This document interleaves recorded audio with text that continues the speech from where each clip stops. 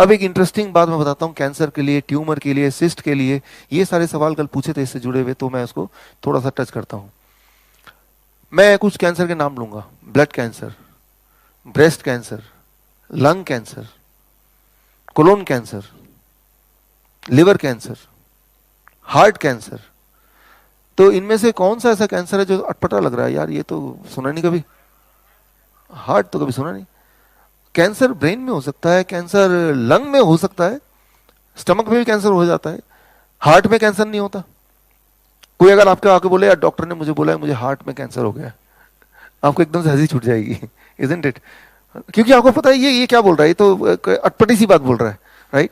लेकिन एक लॉजिकल सवाल है, अगर ब्रेन में हो सकता है, बॉडी के हर अंग में हो सकता है, तो हार्ट में कैंसर क्यों नहीं हो सकता, राइट? इस सवाल के जवाब के अंदर छुपा है राज की कैसे कैंसर से हम अपने आप को प्रोटेक्ट करें, राइट? कैंसर होना और हो गया तो कैसे उसको रिकवर करें।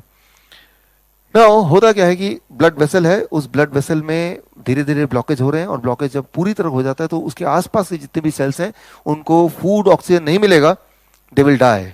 जब वो मर जाते हैं तो वो अगर स्किन के पास है तो वो काले काले लगते हैं, this means those are dead sales.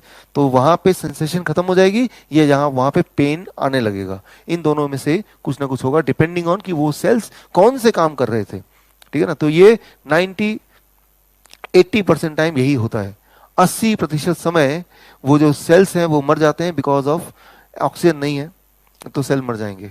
लेकिन 20% लोगों में क्या होता है कि जब ब्लॉकेज होता है बॉडी के किसी भी ऑर्गन में, तो वो सेल्स को ऑक्सीजन और फूड नहीं मिलता है। वो सारे सेल मिलके गुट बना के सोचते हैं कि भाई बॉडी हमें फूड नहीं दे रहा, ऑक्सीजन नहीं दे रहा, but we will not die, हम मरने नहीं वाले। वो सारे बागी हो जाते हैं और वो अपना एक चोर रास्ता बनाते हैं।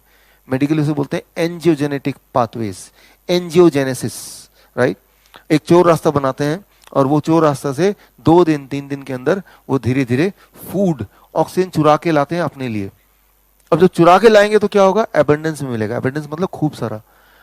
इमेजिन कीजिए एक स्टूडेंट है यूनिवर्सिटी का, उसको 10,000 रुपए चाहिए फीस भरने के लिए, पैसे नहीं है उसके पास, वो सोचता है मैं बैंक लूटूंगा।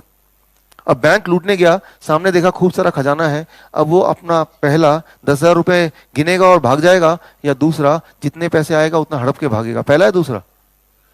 दूसरा। ऑल्दो ओरिजिनली उसका आइडिया था कि भाई फीस भरना है, लेकिन सामने जब पैसा दिख रहा है तो वो चोर का जो टेंडेंसी है कि सारा लूंगा तब भी उतनी उतनी ही मेरी सजा होगी पकड़े गया तो, और अगर 10,000 लूंगा तब भी उतनी।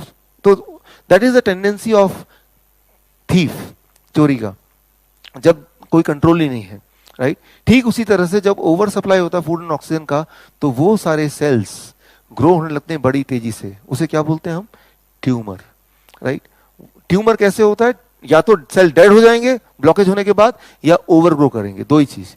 तो ब्लॉकेज के 2 रिपरकशन होते हैं, either the cell become dead or cell multiply very quickly. Cell become dead in 80% of the cases, and cell grows more quickly in 20% of the cases. That is why cancer death is 20%, right? In humans, right? तो वो tumour बढ़ता जाएगा, और भगवान ने हर organ के लिए एक जगह तय की है, निश्चित की है। जब उससे ज्यादा बढ़ेगा, जितनी जगह नहीं है, तो वो दूसरे की जगह में घुसने की कोशिश करेगा। आपने कभी देखा, आपके पास एक भी कार नहीं है, आपके पड़ोसी के पास एक कार है, हर घर में एक ही कार की जगह है आगे पार्किंग, पड़ोसी के पास दूसरी कार भी आ गई, आपके पास एक भी कार नहीं है, तो वो क्या करेगा? अरे इस पास तो कार ही नहीं है, वहां रख देगा। आप भी सोचेंगे मेरे पास कार रखने दो, लेकिन जिस दिन आपके पास कार आएगी वो दिन आप झगड़ेंगे, और तब तक वो भूल गया कि ये जगह मेरी नहीं है, ये तो इनकी जगह है। इतनी बार वो रख चुका है कि उसे वो लगने लगा ये मेरी ही जगह है। तो ऐसा होता है, कहीं कोई चीज आप ज्यादा यूज करने लगते हैं तो कुछ समय बाद लगता है कि ये तो मेरी चीज है, राइट? तो the same thing happens inside the body. The cell starts occupying the space meant for the other organs, और तब ब्रेन आपको रिमाइंड कराता है, एक दर्द, एक पेन, एक डिस्कंफर्ट देके कि भाई यहां कुछ गड़बड़ है, आप कुछ करो, राइट? तो तब आप कुछ करने की बजाय डॉक्टर के पास चले जाते हैं। डॉक्टर बोलता है पता नहीं क्या है, ऐसे करो कि इसको जरा अल्ट्रासाउंड करा के देख लेते हैं। वो ट्यूमर मिलेगा, डॉक्टर बोलते हैं इसको काटना पड़ेगा। एक बात याद रखिए, बहुत ही इंपॉर्टेंट बात, कि जैसे ही आप ट्यूमर को छेड़ेंगे, non cancerous tumour will convert into cancerous tumour. 66% chances बढ़ जाते हैं उसको कैंसर में कन्वर्ट होने को। जैसे ही छेड़ेंगे वो जो ट्यूमरस सेल है वो हड़बड़ी में वो क्या करेंगे, स्प्रेड होने के लिए इधर उधर भागेंगे, जिसे हम बोलते हैं कैंसर। ट्यूमर अगर लगातार कई जगह पे फैल रहा हो, दैट इज कॉल्ड कैंसर। सो कभी भी ट्यूमर है तो छेड़ना नहीं है उसको। छेड़ना मीन्स ट्यूमर था उसको कैंसर बना रहे हैं, तो ट्यूमर को काटना, उसको निकाल के फेंकना, मतलब आप ट्यूमर को कैंसर में कन्वर्ट करने का रास्ता बना रहे हैं। That is very very important. तो जो लोग बोलते हैं बायोप्सी कराने की बात, बायोप्सी वर्ड याद रखिए, ये कभी भी मत कराइए। वो है कि अपने को खुद ही ट्रैप में फंसाना। लेकिन हाँ, ट्यूमर से कैसे बचें, वो ट्यूमर जो बढ़ गया उसको डिसॉल्व कैसे करें। एक बात याद रखिए, कोई भी चीज जो बॉडी बनाता है तो बॉडी के पास ताकत है उसे डिस्ट्रॉय भी कर सकता है। ट्यूमर अगर बॉडी ने बनाया है तो body, thank you friends, tumour अगर बॉडी ने बनाया है, स्टोन अगर बॉडी ने बनाया है, तो उसके पास ये ताकत भी है, ये टूल भी है, उसे डिस्ट्रॉय कर सकता है, हर बार कर सकता है।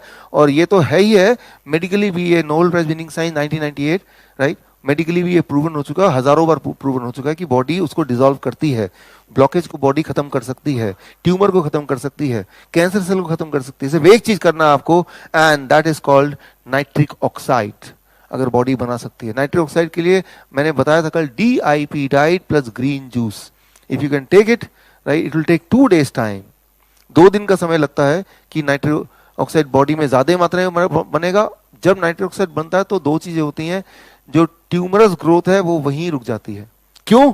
क्योंकि वो जो चोर रास्ता बनाया था, एंजियोजेनेटिक पाथवेज, उसको ड्राई कर देता है नाइट्रिक ऑक्साइड, पहली बात, और ब्लॉकेज को खोल देता है नाइट्रिक ऑक्साइड, दूसरी बात। और जब ब्लॉकेज खुल जाएगा तो नए रास्ते से जब फूड पहुंचेगा तो सारी चीजें रिवर्स होना शुरू हो जाती हैं। इसको लगते हैं 2 दिन। अगर आज से करेंगे तो परसों से असर होगा, यानी कि परसों के बाद वाले दिन से आपका जो दर्द है ट्यूमर वाला वो कम होगा। तो किसी को ट्यूमर है, इस डाइट पे रखेंगे तो बोलेगा कितने दिन में मुझे थोड़ा असर दिखेगा, तो आपको बोलना है कम से कम 2 दिन तो वेट करना ही पड़ेगा। तीसरे दिन से आपको आराम मिलना शुरू हो जाएगा। 15 दिन, 20 दिन, 1 महीने बाद अगर दोबारा अल्ट्रासाउंड कराना ही चाहते हैं तो साइज आपको कम मिलेगा। हो सकता है वो पूरी तरह ना जाए, क्योंकि साइज के ऊपर डिपेंड करता है, बट वो जरूर कम मिलेगा। कम एज लॉन्ग एज वो पहले से आराम मिल रहा है, एज लॉन्ग एज पहले से छोटा मिल रहा है, यानी कि हम राइट ट्रैक पे हैं। टाइम लग रहा है, बट वो टाइम क्योर होने में लग रहा है, राइट, क्योंकि आपने अब तक इतना ज्यादा उस पर अत्याचार कर दिया, तो body will take its own time to cure. अब देखिए, हार्ट कैंसर क्यों नहीं होता?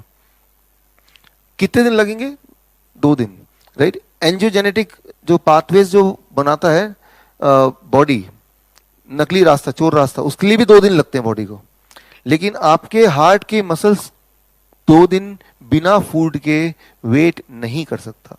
आपके हार्ट के मसल्स ज्यादा से ज्यादा 20 मिनट वेट कर सकता है, after that it has to die, right.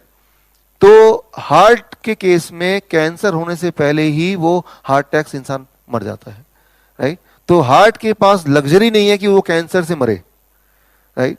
उससे पहले ही वो हार्ट डिजीज से मर जाएगा, हार्ट अटैक से मर जाएगा, राइट। तो ऐसा नहीं कि हार्ट कैंसर नहीं होता, लेकिन हार्ट कैंसर होने के लिए हार्ट को इंतजार करना पड़ेगा कि वो इंजीनियर रास्ता बनेगा, फिर फूड आएगा, ओवर कंजम्पशन होगी, तब ट्यूमर बनेगा। वो एक लंबा समय है, राइट। तो उससे पहले ही हार्ट के cells they die within few minutes, and that we call as heart attack. तो आप हार्ट कैंसर नहीं सुनेंगे, बिकॉज हार्ट कैंसर होने के लिए तो समय चाहिए, पहले ही हार्ट अटैक हो गया, वो नौबत ही नहीं आई कभी, राइट। लेकिन इस पूरी कहानी से ये बात आपको पता चल गई, चाहे वो कैंसर हो या हार्ट डिजीज हो, दोनों का जो कॉमन कॉज है, what is that? That is the blockage. Blockage हुआ तो ही दोनों चीज हुई। और ब्लॉकेज कब होता है? जब इन्फ्लेमेशन है या चिपचिपाहट है आपके ब्लड वेसल में, तब कोई भी चीज जाएगी तो वो चिपकेगी, and that causes the blockage. तो मेन गोल है कि ब्लॉकेज को हटाना है। आपने देखा कई बार कि भाई वो जो ब्लड शुगर का पेशेंट था, ब्लड शुगर तो ड्रॉप होता है, साथ में ब्लड प्रेशर भी ठीक हो रहा है, ऐसे ही होता है ना। कोई पेशेंट अगर आपके आके मुझे बोले कि मेरा ब्लड शुगर ठीक कर दो लेकिन ब्लड प्रेशर को छेड़ना नहीं, वो ऐसे ही रहने दो, नॉट पॉसिबल। इस खाने से ब्लड शुगर ठीक होगा तो ब्लड प्रेशर भी ठीक होगा ही होगा, वो आपके बस में नहीं है, क्योंकि खाना हर चीज पे एक साथ अटैक करता है, राइट। वो कोई ब्लड प्रेशर, ब्लड शुगर को ठीक नहीं कर रहा है, वो आपको ठीक कर रहा है, आपके बॉडी के ब्लॉकेज को हटा रहा है। और ब्लॉकेज जब हटेगा तो उसकी वजह से जो जो प्रॉब्लम हुई थी वो अपने आप सिमल्टेनियसली अपने आप ही चली जाएंगी।